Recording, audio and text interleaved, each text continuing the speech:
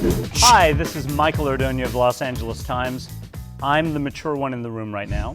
We're at the San Diego Comic-Con in the photo and video studio with the cast and creators of Rick and Morty, who are in the midst of a heated debate about how to hold a microphone. And look who won.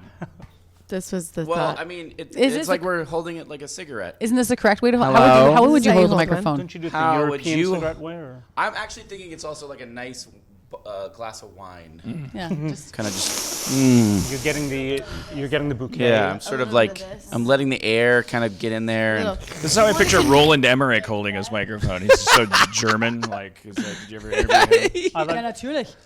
he was just in here right before us, Das war ja lange Zeit. and he held his microphone like this. 9. All right. And in this corner. The other option This was is option 1. This is We option chose 1. not this one. We really like Rick and Morty because that was option 1. So that you do the show called Rick and Morty. Yes, we do. there it is. By the way, I should mention who's here.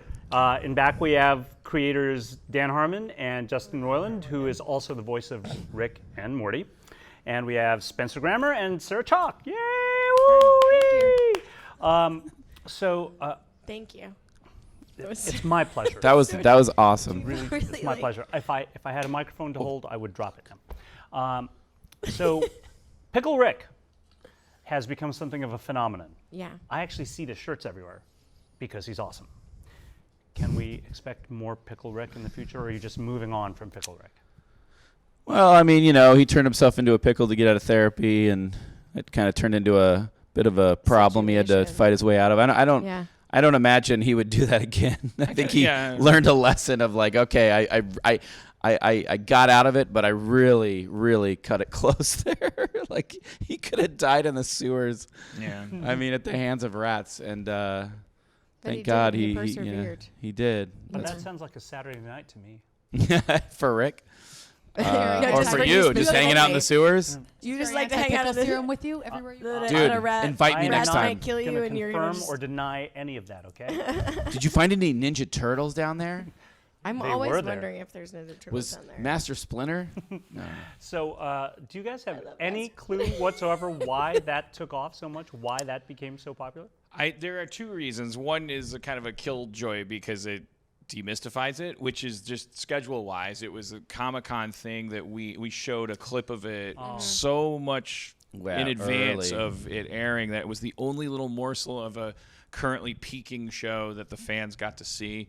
And so they had all that time to just think about how much they loved Pickle Rick. And I think that's the part that feels like it was like thumb on the scale cheating. But I like to think about it like because I see people. I notice that the fans that are more artistic are the ones that are into Pickle Rick.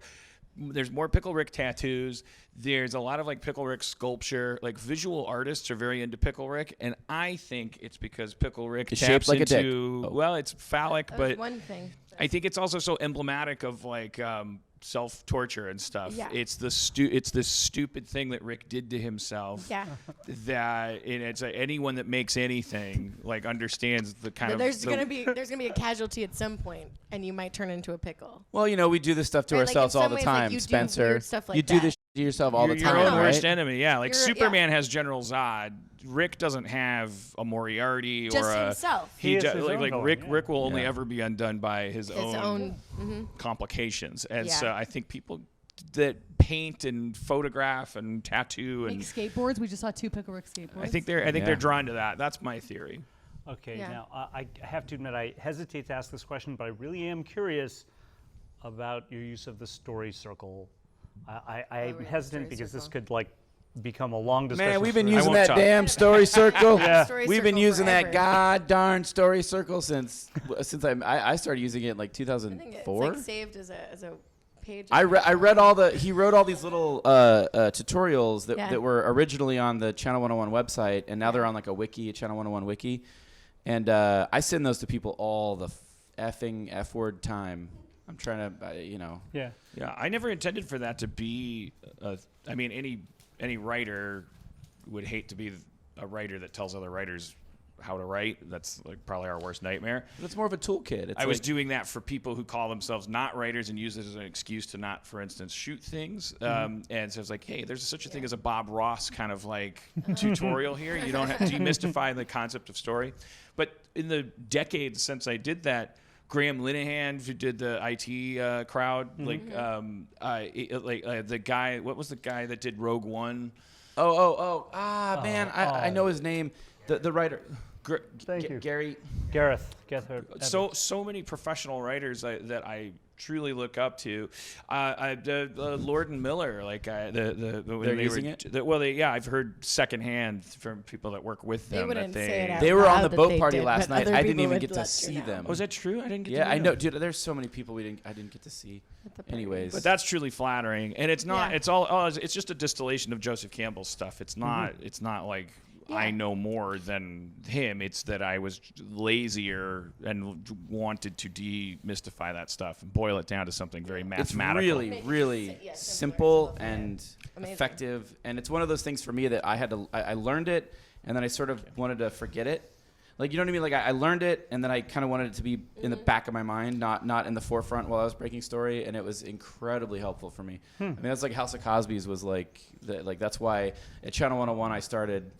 My shows were ridiculous, but they were a little bonkers. There wasn't any curvature. That's when we first all met. No, I know. There wasn't any curvature though to my stuff. And then the more familiar I got with the sort of his distilled version of Joseph Campbell's Story Circle, I was like, that helped me figure out how to tell a story with curvature. And So you two, you've had a while now to absorb what might be utter insanity or might be total genius from these two. Do they still, when you get the scripts, do you still have the shock of what they're showing to you, or do you expect it now? No, I mean, season 4 was the scripts we're reading, and they're blowing my mind. Like, 2 of my favorite Rick and Morty episodes of all time are in this past season, and it's this upcoming season. It's upcoming season that's coming out very shortly in November. So I think that it's always it's so exciting to get the new Rick and Morty into your inbox and your email and get to read it, and then what you visualize in your mind when you read it can never be what is going to be on the screen. So that's the other really cool part of it, is kind of like reading there's going to be a sentient alien cloud fart being, and then kind of picturing how you think that would be, and then seeing what the animators do with it. It's totally mind-blowing. I immediately think of certain people we know who could be a sentient alien cloud fart being. I think there's one in the room right now. I'm not going to say any names or point. I feel the same way every time I've gotten a script. I felt like this is a level of genius I sometimes don't know if I'll ever get to myself. Although I'd like to think, you don't ever know you're genius. You just come on, kid. You Don't just sell are, yourself short. right? So I say with quite certainty that I will not. But I'm much older than Spencer. I mean, I get very excited, and it's also just so freeing because for the reason that you say is like you're visualizing this thing that we don't know what it looks like yet, but for us it's like our total imagination and our own experience of what that would possibly be like for us, and it's the most fun because I don't see it in real life, so I can imagine anything that's happening. That's how I felt when I read Lewis Carroll's the Thing story. The Chris thing, the story. Who can forget that? I don't want to shine the apple too much, but when I, just looking at your plot summaries, I'm constantly going, what the hell? Where did that come from? Probably some alien cloud fart monster. But speaking of genius, I have to read you a quote that you probably know from the New Yorker that says, Rick and Morty supplies an artful answer to the question of what follows postmodernism. A decadent regurgitation of all its tropes, all at once, leavened by some humanistic wistfulness. So, I thought you were going to read a Martin Luther King wistfulness? quote. Well, Martin Luther King was a big fan of Rick and Morty. I wish. I think I read that piece. Wasn't that like a dimension. largely sort of like almost like... This is what postmodernism wasn't is? that piece like... I don't want to say an indictment, but like the person was actually sort of... Saying it's the end of the world They that were Rick and wondering Morty's if created? Rick and Morty was going to earn Trouble? its cultural influence, right? Is that the same piece? Are you asking me if I read the piece? Look, he just found a quote, man. Leave the guy alone. But I feel like I remember that. Well, I don't have a quote. microphone Back to this now. That's what's happening. So how do you respond to that? Well, if it's the piece I'm thinking of, the quote is actually sort of a gauntlet thrown down. That's actually the context is that they're saying, is Rick and Morty planning to do that? Are they going to blow our minds now that they have so much control? The planet's 15-year-olds on marionette strings. Are they going to use their 70 episodes and their tenure and their permission to like go to like, I don't know, to do something destroy the responsible? universe? And I read that Do and I was like, good responsible. question. I don't know. Is that really our job? Are they going to save the world? Um, Probably not. It's really tough. we're humans. I Save think the world. all we try to do when we write TV is ignore the audience. Yeah, it's the zone. and not read that stuff and not read Reddit and just hang out and make each other laugh and. But at the same time, if you shut yourself out, then you don't. I mean, I really credit a lot of my NBC show Community's like greatest achievements. I think were due to a true feedback loop. That Twitter was just peaking and like cross-platform viewers who were used to being ignored were feeling a 6-week distance between them reacting to the show and the show evolving, and it was a really cool thing. Experience. But now I'm like, I can't Google my own name. I can't Google the show. Yeah. So I honestly don't know what our job is there and how we're supposed to do that. I mean, I think for me, I feel like I just want to make the best, like, coolest, most fun episodes we can, and then kind of just throw them out in the world and see where the chips fall, you know? I think over the coming years too, as we get old and lazy and content and stop taking in more information, that we just have to hope that we've hired writers that Like, I'll see that Make one up for movie. your I mean, laziness? we tap into so many movies, like 80s movies and 90s movies and stuff that inspire us, and like also just concepts and whatever. But like, yeah, like we're gonna need those youngins when we're. I think we've both always been very good at that. We're not Yeah. we're not petty and competitive. Like if somebody's more talented than us, Yeah, but you guys are like a we- symbiotic. You're like a symbiotic relationship. Like together, you guys make this thing that you can't really tap into. Like the creativity is created within like this energy between, right? It's so a like that's not yin gonna and go a away. yang. Who cares about like what people write about or like whatever your influence is? Like you can't recreate that, right? That's Well, the thing listen, that makes I'll tell it you special. what, we have very different And strengths. you can feel that. I feel like Dan you and I can have feel very that. different strengths, and in the edit bay is sort of where I feel like it's a nice gel of our. Yeah. Like that's the most like where it's like, okay, we're literally like in real time sort of like plugging our strengths together. It's the stuff that we agree on that is the thing that and it never ceases to amaze me how we continue to have that common ground. Like I have a proclivity for stuff that maybe is not your wheelhouse and vice versa, but I don't view that stuff as valuable because the stuff that when Justin and I are in the edit bay and we both say the same thing at the same time about like what the episode is missing.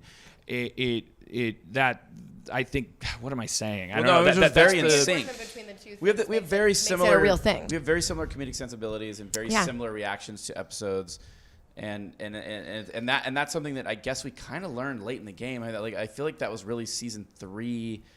Like when we were posting season 3, that was the first time where it was like, holy shit, like this is the most fun I had on season 3 was Dan and I in the edit, literally posting color and realizing, okay, we've got some work to do. We've got to roll our sleeves up and just we're in there with Lee for 8 hours, just having a blast, like rewriting scenes. Yeah, I really like that. It's a really scary process. It's scary to go in the edit bay and know that the episode is not done yet. And I'm always like, is Justin gonna hate this? And then how am I gonna? But then we just like kind of. I mean, we see it. We sense an emergency, and then we dig in, and I end up feeling so happy. What like I love get about it is recharged by the immediacy of it. It's for me. I get excited in the edit bay because I know it's up on its feet. And now we're far enough along that it's like, okay, we're sculpting something that already has shape to it. where I kind of like get bored or get kind of like, you know, I'm not as excited about is like the early days where it's like, which we're not doing this anymore, but like in previous seasons there'd be like this water wheel of script changes that would sort of last over the course of months of like rewriting, and that was the stuff that I was like, okay, before we would let the artist draw anything. And yeah, that's right. There's still a water wheel of changes that may be even more frustrating to the artists, but the difference for us now is that they're smarter for us. We're giving them stuff to draw earlier. Yeah. And we're not, instead of like laboring over the script because there's a mythology there that I think I carried in from live action, which is that the script is a blueprint, which is not a good analogy, because a blueprint, if you draw a line wrong, the skyscraper can come down. The architect is like an elite master, and then the construction workers are like skilled laborers, and that doesn't carry through in television. Took me at least in animation 10 years to learn that, especially in animation, but probably in live action too. But it's like it's a collaborative process. A script is just a memo. It's not a blueprint. You're bringing these people that went to school to learn, that they think with completely different lobes of their brain that I would never think of, and they let them do something, see it on its feet, and then watch it and go, okay, together now, how do we fix it? I can't believe how long it took me to learn that, but it's 2.5 seasons. Like I mean, experience. 2.5 seasons. I mean, like season 3 at the end was really when and it was an accident kind of like, because we were getting color back, and it was like, you know, we had run out of budget for writers, so it was just you and me, and we're going in the edit bay with Lee, and we're like, okay, this one's great. Like Pickle Rick, obviously, like season 3 was like, okay, we don't have to do much to this, and then, you know, other episodes were like, okay, we have a lot of work to do, and we have an amazing team that will post, like an animation team with Harmony animators that literally we can like call them in and say, okay, how much can we change of the scene in the next 4 days, you know, like, and they're like, okay, well, and they've never been like, nope. The ones who don't kill themselves are hard. Yeah. But basically now this, like, as of season 5, which we're currently in writing, working on, even though season 4 is not done yet, that process, which was born of emergency, and over deadline, is now institutionalized. Yeah. And so that's what I think is going to be great about the show, is that it's all that stuff that we were doing because we had no budget.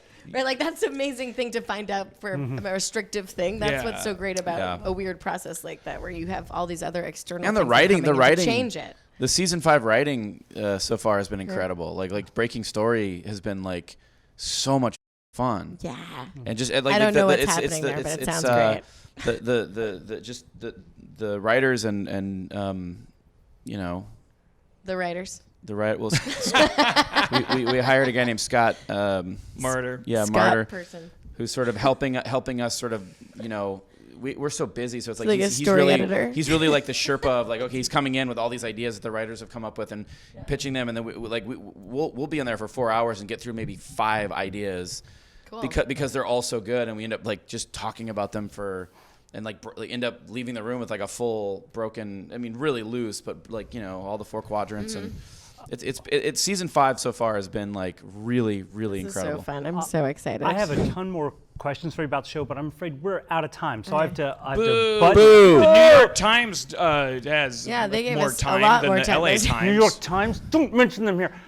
I will say before I give you the button question though, Justin's the winner because he's the only one who committed to the Thank you. Okay. Thank you. Yeah, he's a the only little one. bit. So last thing, got to ask you a Comic-Con question. If you had to cosplay someone, who would it be? Khaleesi. Khaleesi. Well, your hair is sort of it's in that realm. I mean, like a lot longer and some Khaleesi. outfit. Khaleesi. You can take her hair? I mean, Khaleesi. Okay. I was gonna say it before she did, so Too bad. I was stole going to my say idea. Khaleesi. Khaleesi. I would love to be able to pull off a good Iron Man. Rob Schraub made me an Iron Man costume. I remember that fucking thing. Oh my God. It's not funny. All right, guys. Thank you so much for coming. I really appreciate it. Love the show. Can't Thank wait. you. Thank November you. drops. November. November. Yeah, All November right. this year. Thank you very much. Yeah, guys. baby.